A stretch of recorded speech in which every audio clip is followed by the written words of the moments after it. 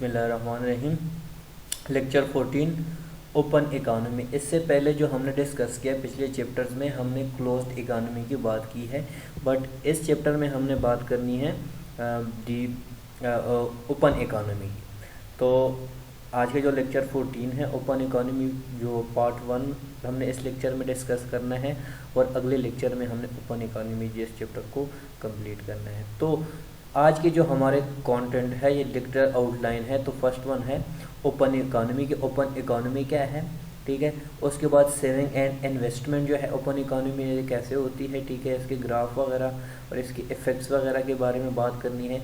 और उसके बाद प्री एक्सपेरिमेंट जो है उसके बारे में हमने बात करनी है। अच्छा, तो सबसे पहले हम बात करते हैं जो कि हमारे पास है ओपन इकानमी। अच्छा, ओपन इकानमी जैसे कि आपको पता है क्लोज्ड इकानमी में ये होता है कि किसी कंट्री की दूसरी कंट्री के साथ कोई ट्रेड वगैरह नहीं होते, इंटरनेशनल ट्रेडिंग नहीं होती। लेकिन जब ओपन इकानमी होती है तो इसमें जो है ट्रेडिंग होती है, किसी भी फॉरेन कंट्री के साथ ट्रेडिंग होती है, ठीक है। तो देखिए यहाँ पे फर्स्ट वन जो है spending need not equal output. जितनी हमारी स्पेंडिंग होती है, ठीक है, वो ज़रूरी नहीं है कि वो हमारे आउटपुट के इक्वल हो, ठीक है। या फिर saving need not equal investment, जो हमारी सेविंग होती है उसके लिए इन्वेस्टमेंट इक्वल नहीं हो। मतलब यहाँ पे जो है गुड्स मार्केट की बात हो रही है, ठीक है, और इसमें जो है कैपिटल मार्केट की बात हो रही है। तो सबसे पहले अगर देखें तो यहाँ पे देखें C is equal to C D plus C F, ठीक है। जैसे कि हमें पता है, हमने बात की है पहले कि y is equal to C plus I plus G, ठीक है। इसमें हमने क्लोज इकानमी में हमने इसकी बात की है, ठीक है। यहाँ पे देखिए हमने इस चीज़ में सी एंड डी को जो है इसमें ऐड करते हैं, सी डी और सी एफ। ये क्या है, जो डी है ऊपर, इसका मतलब है स्पेंडिंग ऑन डोमेस्टिक गुड्स, ठीक है, और एफ का मतलब है स्पेंडिंग ऑन फॉरेन गुड्स।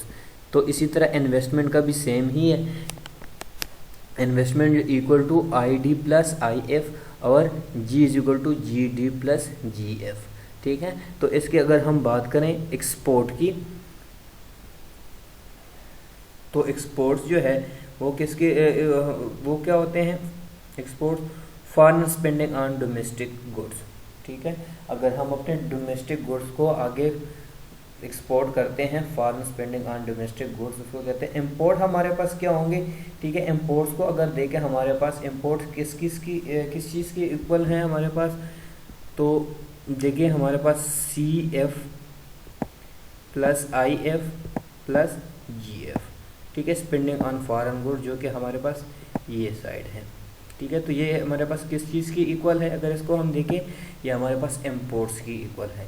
तो जो नेट एक्सपोर्ट्स हैं, ठीक है, जो नेट एक्सपोर्ट्स है वो किसकी इक्वल होते हैं हमारे पास, also known as the trade balance, जिसको हम ट्रेड बैलेंस भी कह सकते हैं, जो कि एक्सपोर्ट माइनस इंपोर्ट की इक्वल होते हैं, ठीक है। जब हमारे एक्सपोर्ट जो है उससे हम इंपोर्ट को माइनस करते हैं तो हमारे पास नेट एक्सपोर्ट्स आ जाते हैं, जिसको हम ट्रेड बैलेंस भी कहते हैं। अच्छा, इसको आगे फॉरवर्ड देखें, इसको देखें ओपन इकोनॉमी में GDP is equal expenditure on domestically produced goods and services.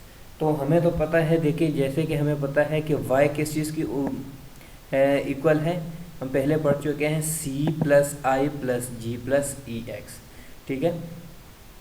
तो देखें यहाँ पे फर्स्ट वन है हमारे पास सी किसकी इक्वल होगा, सी माइनस सी एफ के, और आई जो है I minus I F plus G equal to G minus G F के प्लस एक्सपोर्ट। अच्छा, यहाँ पे अब देखें इसको ओपन करते हैं तो C plus I plus G plus E X minus C F, जो एफ वाले हैं, ठीक है, फॉरन, तो उसको एक ही ब्रैकेट में ले जाते हैं, माइनस कॉमन करते हैं, ठीक है। तो हमारे पास ये इक्वेशन आ जाएगी, ठीक है, सिंपल मैथमेटिक्स की जो इक्वेशन है, ठीक है। तो C plus I plus G plus E X minus I F, तो ठीक है। तो जैसे कि हमने पिछले स्लाइड्स में देखा कि C F plus I F plus G F हमारे पास किस चीज़ के इक्वल है, इंपोर्ट हमारे इसकी इक्वल है। जैसे कि देखा अगर पिछले उसमें देखें, जैसे कि हमने बात की है C F plus I F plus G F is equal to spending on foreign goods, ठीक है। तो इसकी जगह पे हम जो है इम्पोर्ट्स लिख सकते हैं, ठीक है। तो हमारे पास इक्वेशन आ जाएगी C plus I plus G plus exports minus import. तो ये भी हमें पता है जब हम एक्सपोर्ट्स में इम्पोर्ट को माइनस करते हैं तो हमारे पास क्या आ जाता है, नेट एक्सपोर्ट या ट्रेड बैलेंस आ जाता है, जो कि हमने पहले डिस्कस किया हुआ है। अब देखें the national income identity in an open economy, ये तो हमें पता चल गया, हमारे पास ये इक्वेशन आ गई y is equal to C plus I plus G plus N X, consumption plus investment plus government expenditure और नेट एक्सपोर्ट्स की वैल्यू आ गई है, ठीक है। अगर इसमें से हम नेट एक्सपोर्ट की वैल्यू निकाल दें, ठीक है, तो ये बाकी तीनों को हम उस तरफ लेके जाते हैं तो इसकी वैल्यू क्या हो जाएगी, माइनस हो जाएगी, और यहाँ पे हम इससे माइनस कॉमन ले लेते हैं। तो NX जो है हमारे पास क्या है, नेट एक्सपोर्ट है, Y क्या है, हमारे पास आउटपुट है, जैसे कि हम पढ़ चुके हैं। यहाँ पे इसमें से हम माइनस कॉमन लेंगे तो हमारे पास आएगा C प्लस आई प्लस जी, जो कि हमारे किस चीज़ को डिनोट करता है, डोमेस्टिक स्पेंडिंग को डिनोट करता है, जो कि हम पढ़ चुके हैं अपनी जब क्लोज्ड इकोनॉमी की बात कर रहे थे। अच्छा, तो अब देखते हैं ओपन इकोनॉमी में ट्रेड सरप्लस और ट्रेड एंड डिफिसिट्स को जो है इसको डिस्कस करते हैं, जो कि हमें पता है कि नेट एक्सपोर्ट्स जो है जिसको ट्रेड बैलेंस भी कहते हैं, जो कि एक्सपोर्ट्स माइनस इम्पोर्ट, अगर हम हमारे जो एक्सपोर्ट है उनमें से इम्पोर्ट को माइनस करते हैं तो हमारे पास ट्रेड बैलेंस आ जाता है या नेट एक्सपोर्ट्स आ जाते हैं, ठीक है। तो इम्पोर्ट की जगह पे इसको हम यूँ भी लिख सकते हैं y minus C plus I plus ji, domestically open economy हम ऐसे ही लिख रहे थे इसको। तो हमारे पास देखिए यहाँ पे सबसे पहले बात करते हैं ट्रेड सरप्लस की, कि ट्रेड सरप्लस क्या होता है, जब हमारे आउटपुट जो है वो ग्रेटर देन स्पेंडिंग हो and exports is greater then import हो, तो फिर हम क्या कहते हैं कि ये ट्रेड सरप्लस है। जब किसी कंट्री की output is greater than spending हो या export is greater than import हो तो ट्रेड सरप्लस हम कहलाते हैं, उसको कहते हैं। Size of the trade surplus जो है वो क्या है, इसको हम NX से डिनोट करते हैं, जिसको हम ट्रेड बैलेंस भी कहते हैं। इसी तरह ट्रेड अगर डेफिसिट की अगर हम बात करें, spending is greater than output, ये इसके उलट हो जाएगा कि हमारी जो स्पेंडिंग है वो ज़्यादा है, ठीक है, और आउटपुट जो है वो कम है, मतलब हमारी प्रोडक्शन कम है, हम और स्पेंडिंग ज़्यादा करें। तो इसमें हम क्या करते हैं, हम बाहर से चीज़ों को मंगवाते हैं, हमारी इंपोर्ट्स इंक्रीज़ हो जाती है। जब हमारी इंपोर्ट्स जो है इंक्रीज़ हो जाती है एक्सपोर्ट से, तो हम कहते हैं कि ट्रेड डिफिसिट है, ठीक है। Size of the trade deficit जो है इसको हम माइनस NX से डिनोट करते हैं। ये इस वजह से क्योंकि हमारी इंपोर्ट जो है वो इंक्रीज़ हो जाती है और एक्सपोर्ट जो है वो कम हो जाती है। देखें अगर इसको हम इसमें यहाँ पे पुट कर दें, ठीक है, एक्सपोर्ट को इस वैल्यू में पुट कर दें तो हमारे पास जो वैल्यू है माइनस में आ जाएगी। जब माइनस में वैल्यू NX आ जाएगा तो इसका मतलब है ट्रेड डिफिसिट है। अगर हमारी वैल्यू पॉजिटिव में आ जाती है तो इसका मतलब है ट्रेड सरप्लस है। अच्छा, open economy international capital flows में देखें नेट कैपिटल आउटफ्लोज, जैसे कि हमने पहले बात की है कि हमारी जो सेविंग है वो इन्वेस्टमेंट की इक्वल नहीं होती, ठीक है। जब नेट कैपिटल आउटफ्लोज का मतलब ये है कि जब सेविंग किसी कंट्री की सेविंग इसके इन्वेस्टमेंट की इक्वल ना हो तो उसको क्या कहते हैं, नेट कैपिटल आउटफ्लो कहते हैं। तो नेट आउटफ्लो ऑफ, इसको ऐसे भी लिख सकते हैं लोनेबल फंड, तो फिर इसको is equal to net purchases of foreign assets, the countries purchases of foreign asset, जो कि फॉरेन एसेट को परचेज किए, माइनस उसमें से माइनस करते हैं foreign purchases of domestic asset, ठीक है। तो फिर हमारे पास आ जाता है नेट कैपिटल आउटफ्लो, ठीक है। पहले हमने बात की है एक्सपोर्ट और इंपोर्ट की, यहाँ पे बात कर रहे हैं इंटरनेशनल नेट कैपिटल आउटफ्लो की, ठीक है। इसमें क्या होता है, इसमें यह होता है जब किसी कंट्री की सेविंग जो है वो इन्वेस्टमेंट से ज़्यादा हो जाती है तो फिर क्या कहलाते हैं, उस वो इकानमी या वो कंट्री है उसको नेट लेंडर वो कंट्री कहलाती है, जब उसकी सेविंग जो है वो इन्वेस्टमेंट से ज़्यादा हो जाती है। दूसरी बात, जब उसकी सेविंग जो है इन्वेस्टमेंट से लेस हो जाती है, कम हो जाती है, तो फिर क्या कहला उसको क्या कहेंगे कि country is a net borrower. ठीक है, कंट्री जो है वो नेट बोरोवर है। इसमें क्या होता है कि country is a net lender, इसमें जो है इसकी सेविंग जो है इंक्रीज हो जाती है इसकी इन्वेस्टमेंट से, तो फिर जो है इनको जो है किसी भी कंट्री से पैसे वो नहीं लेते, फाइनेंशियल जो जितनी भी इंस्टीट्यूट है उससे पैसे नहीं लेते। लेकिन अगर दूसरी में अगर हम बात करें कि नेट बोरोवर में जब उनकी सेविंग कम हो जाती है, ठीक है, इन्वेस्टमेंट ज़्यादा हो जाती है, तो फिर इस कंडीशन में जो है उस कंट्री को नेट बोरोवर होते हैं, तो उनको फाइनेंशियल जो है नीड होती है। अब अगर हम बात करें link between trade and capital flow, जिसके पिछले स्लाइड्स में हमने डिस्कस कर लिया है, तो इनका link, the link between trade and capital flows in X is equal to Y minus C plus I plus G. ठीक है, नेट एक्सपोर्ट्स जो है वो हमारे पास इक्वल है आउटपुट ये minus C plus I plus G. ठीक है, जो कि हम पढ़ चुके हैं पहले भी। तो implies at N X is equal to, अगर इसको हम ओपन कर दें यहाँ पे y माइनस ये माइनस अंदर मल्टीप्लाई करें तो हमारे पास आ जाएगा y minus C minus G. और इन्वेस्टमेंट को यहाँ पे हमने साइड पे रख लिया है, ये इस वजह से क्योंकि हमें पता है कि y माइनस सी माइनस जी जो है कि हम अपनी आउटपुट में से कंजम्पशन और गवर्नमेंट एक्सपेंडिचर को जब लेस करते हैं तो हमारे पास क्या आ जाता है, सेविंग आ जाती है। ठीक है, तो सेविंग माइनस इन्वेस्टमेंट जो है ये हमारे पास क्या है, नेट एक्सपोर्ट की इक्वल। तो ट्रेड बैलेंस, इसका मतलब हुआ है जो एनएक्स है, जो ट्रेड बैलेंस है वो हमारे पास किस चीज़ की इक्वल होता है, नेट कैपिटल आउटफ्लो। ठीक है, तो ट्रेड बैलेंस जो है हमारे पास किस चीज़ की इक्वल होता है, नेट कैपिटल आउटफ्लो के इक्वल होता है। Thus a country with a trade deficient NX is less than zero is a net borrower. देखिए, अगर कोई कंट्री जो है वो ट्रेड डिफिसिट में कब होती है, जब उसके एक्सपोर्ट कम होते हैं और इंपोर्ट ज़्यादा होते हैं, तो फिर हम क्या कहते हैं कि वो कंट्री जो है वो नेट बोरोवर है, मतलब उस कंट्री की जो है सेविंग कम है इन्वेस्टमेंट से। ठीक है, अगर इसके अपोजिट देखें हम तो नेट लेंडर कब कंट्री होगी, जब N X is greater than zero हो। ठीक है, अगर N X is greater than zero हो तो फिर ट्रेड सरप्लस होगा और उस कंट्री की जो है saving is greater then investment होगी, देन हम क्या कहेंगे, country is a net lender. Saving and investment in a small open economy. देखिए, अगर हम स्मॉल ओपन इकोनॉमी की बात करें, स्मॉल ओपन इकोनॉमी का यहाँ पे मतलब ये है कि स्मॉल ओपन इकोनॉमी में अगर हम इंटरेस्ट रेट की बात करें, ठीक है, तो उस की वजह से वर्ल्ड जो इंटरेस्ट रेट पे उस पर कोई इफेक्ट नहीं होगा।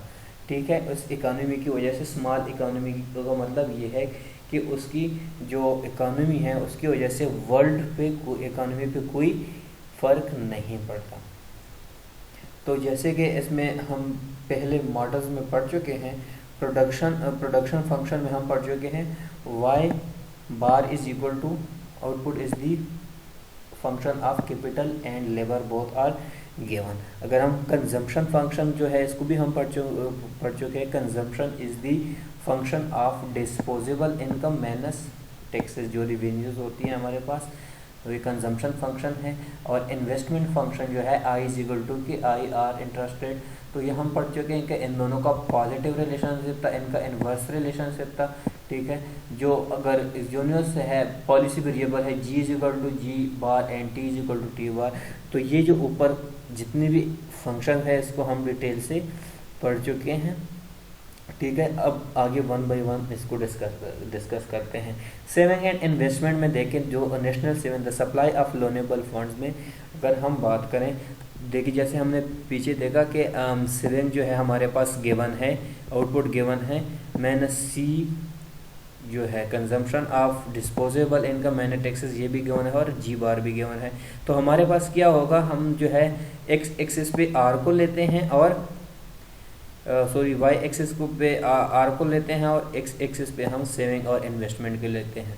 ठीक है, जब हमारा जो है इंटरेस्ट रेट जो है वो कंजम्पशन गिवन है वो और फिक्स्ड है, ठीक है, डिस्पोजेबल इनकम, तो हमारे पास जो है इस बार क्या आएगा, डायरेक्ट इसकी वर्टिकल लाइन आ जाएगी, ठीक है।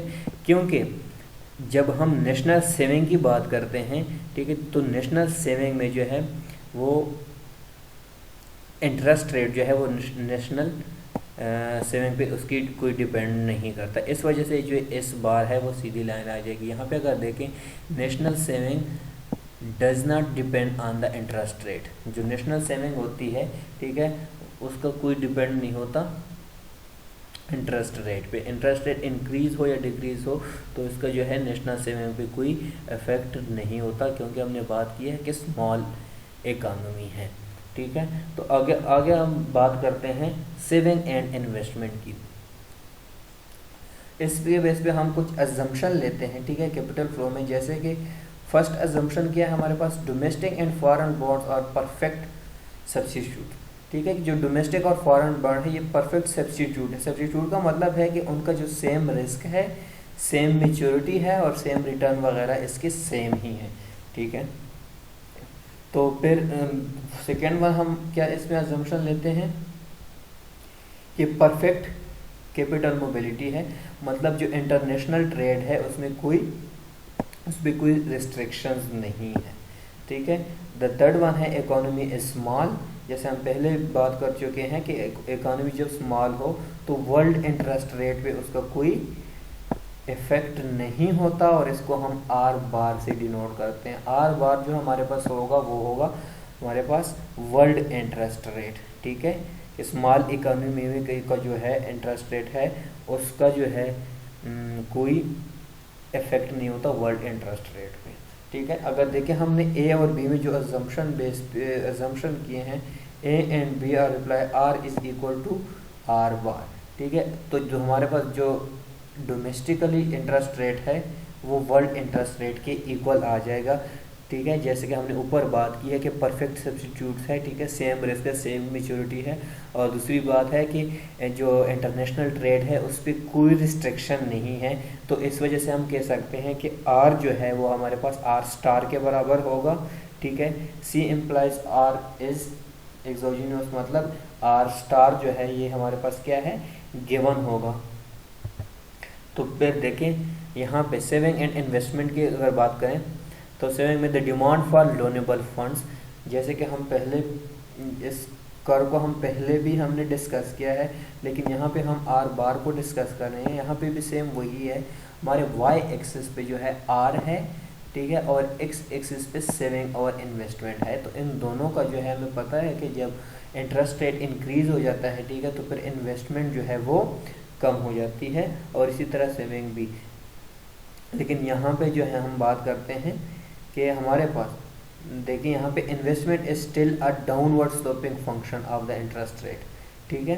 इंटरेस्ट रेट अगर इंक्रीज होगा तो फिर इन्वेस्टमेंट क्या होगी, इंक्रीज होगी, ठीक है। मतलब इन दोनों का इन्वर्स रिलेशन है कि अगर इंटरेस्ट रेट जो है, इन्वेस्टमेंट अगर डाउनवर्ड हो, डिक्रीज हो जाए तो इंटरेस्ट रेट अगर इंक्रीज हो जाए तो इन्वेस्टमेंट डिक्रीज होगा, ठीक है।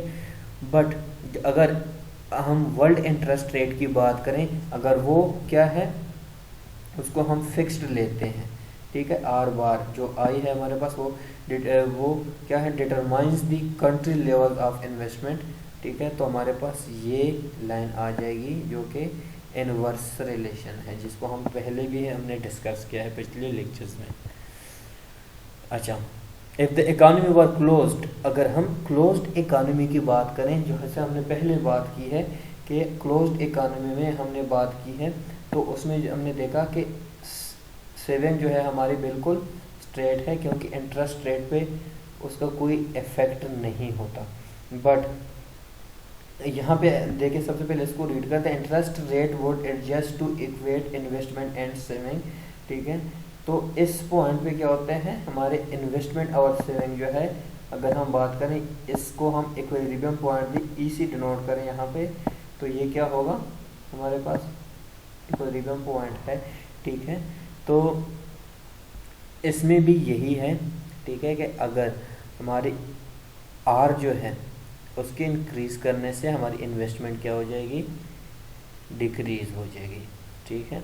तो इन्वेस्टमेंट जो है वो सेविंग के इक्वल होगा। जो आर बार है यहाँ पे, आर स्टार, ठीक है, वो कंजम्पशन की अगर हम बात करें तो वो यहाँ पे इम्पॉर्टेंट रोल प्ले कर रहा है, ठीक है। Saving and investment but in a small open economy, अगर स्मॉल ओपन इकोनॉमी है फिर क्या होगा कि हमारे पास the exogenous world interest rate determines investment, ठीक है।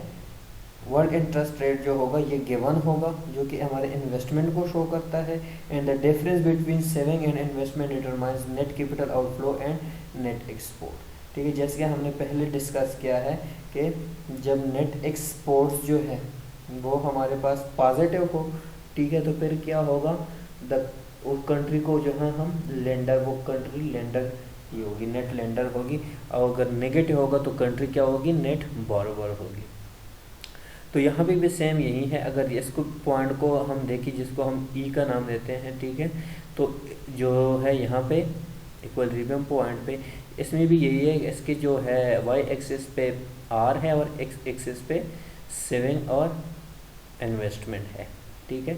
तो ये भी जो हमारे पास एन एक्स है ये नेट एक्सपोर्ट्स को डिनोट करते हैं, ठीक है, जो कि हमारे पास जो है इक्विलिब्रियम पॉइंट से ऊपर है, ठीक है, पॉजिटिव पॉइंट पे है। ये जब पॉजिटिव है तो इसका मतलब क्या है कि country is a net lender है, ठीक है। अगर इसको नेगेटिव कर दें, ठीक है, नीचे लेकर आए, नेगेटिव में हो गए तो फिर क्या होगा, कंट्री क्या होगा, नेट बोरोवर होगी। अब हम बात करते हैं 3 एक्सपेरिमेंट की। 3 एक्सपेरिमेंट में है fiscal policy at home, fiscal policy abroad and increase in investment. जो आज के लेक्चर का हमारा लास्ट पॉइंट है उसकी हम बात करते हैं। फर्स्ट वन है fiscal policy at home. Fiscal policy at home का मतलब है जो कि अब कंट्री है, अपनी कंट्री है, उसके इन गवर्नमेंट एक्सपेंडिचर के इंक्रीज होने से या फिर टैक्सेस डिक्रीज होने से उसकी सेविंग क्या हो जाती है, रिड्यूस हो जाती है। जब सेविंग रिड्यूस होगी तो यहाँ पे देखें आपका जो है सेविंग का जो कर्व है वो सेविंग की लाइन जो है वो लेफ्ट साइड पे शिफ्ट हो जाएगी, ठीक है। तो इसका मतलब क्या है कि आपकी जो सेविंग है वो लेस देन 0 है, चेंज इन एक्स जो है वो 0 है, ठीक है। तो आपका जो नेक्स्ट एक्सपोर्ट है, नेट एक्सपोर्ट 1 से जो है वो चेंज हो जाएगा। देखें अगर यहाँ पे हम बात करें रिजल्ट्स पे क्या इफेक्ट होगा, change in investment is equal to 0, change in net export is equal to change in saving which is less than 0।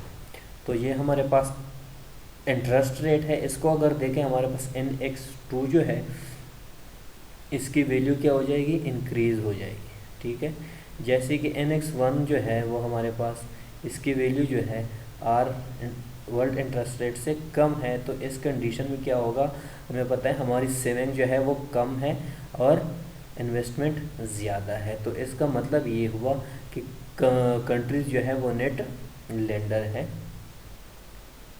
तो इसको अगर देखें इसका रिज़ल्ट क्या हुआ, ठीक है, जब हमारे पास देखें हमारे पास जो सेविंग है वो इंक्रीज़ हो गई है, ठीक है, रिड्यूस हो गई किसकी वजह से, जब हमारे जी जो है वो इंक्रीज़ हुआ है, ठीक है, या और हमारे टैक्सेस जो है वो कम हो गए। तो इस वजह से जो हमारे पास है NX1 is greater than NX2। तो इसका मतलब ये हुआ कि हमारे पास जो सेविंग है उसमें और वो कम हो गई है, ठीक है। मतलब है कि हमारी जो NX है नेट एक्सपोर्ट है वो हमारी कम हो गई है, मतलब हमारी एक्सपोर्ट्स जो है वो कम हो गई है और हमारी इंपोर्ट जो है वो ज़्यादा हो गई है। अब हम बात करते हैं fiscal policy abroad. Fiscal policy abroad का मतलब ये है कि हम जिस कंट्री के साथ ट्रेड कर रहे हैं, ठीक है, उसकी पॉलिसी में वहाँ भी जब इन्वेस्टमेंट या सेविंग में कोई चेंजिंग आ जाती है तो इसका क्या इफेक्ट होता है।